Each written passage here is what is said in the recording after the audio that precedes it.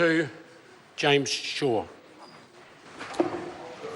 My question is to the Minister in charge of the New Zealand Security Intelligence Service and reads, does he have confidence in the NZSIS in light of the Inspector General of Intelligence and Security's conclusion that the agency did not have, quote, sound compliance procedures and systems in place, end quote? If so, why? The Honourable Chris Finlayson. Yes, because the SIS is making very good progress towards improving its compliance procedures and systems, something the Inspector General acknowledged in her report. Supplementary question, James Shaw. When was the Minister first made aware that the SIS had breached the law by not providing a copy of the visual warrants to the Inspector General as referred to in her report? The Honourable Chris Finlayson. From memory, about a fortnight before the Inspector General released her report. Supplementary. Supplementary question, James Shaw. Was it the Inspector General or the SIS who told the Minister that the SIS had breached the law by not providing a copy of the visual warrants to the Inspector General as referred to in her report? The Honourable Chris Finlayson. It was the SIS itself, because the Director in her weekly meeting with me mentioned it and formally apologised to me.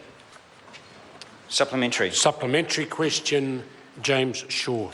Will he remove the new visual surveillance powers he granted the SIS, given the finding that they have misused these powers 100% of the time?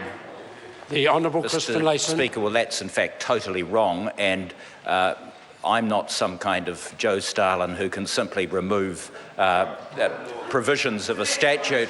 That may be an aspiration. That is the job of Parliament. What I can say is that the Inspector General has done a very good job. The SIS have undertaken to improve their procedures. One thing I can say to the honourable member is that the relevant section talks about doing things as soon as practicable, which is a very flexible and frankly unsatisfactory term.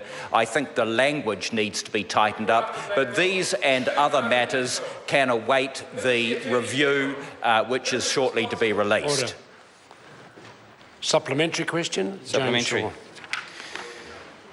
How many people have been wrongly denied security clearance because the SIS failed to follow its legal obligation of procedural fairness?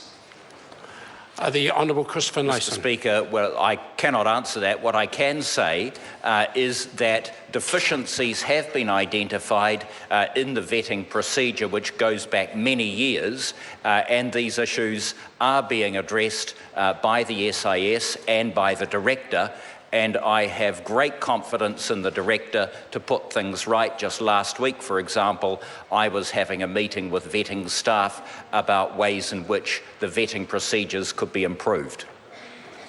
Supplementary question, James Shaw. Will he instruct officials to reassess those New Zealanders who have been wrongly denied security clearance because the SIS failed to follow its legal obligation of procedural fairness? The Honourable Chris Finlayson. Mr. Speaker, I don't know that I can get myself involved in operational matters. What I can say is that the Director, who is a very careful and professional woman, is looking at those issues right now. Supplementary question, James Shaw. Will the Director of the SIS face any consequences for the breaches of law that have happened on her watch? The Honourable Chris Finlayson. Mr. Speaker, I'm not into witch hunts. I'm more interested in putting things right, as L.V. Martin used to say. It's extremely important that these lapses be addressed in a professional and thorough manner, and I have, as I have said, great confidence in the Director to do exactly that.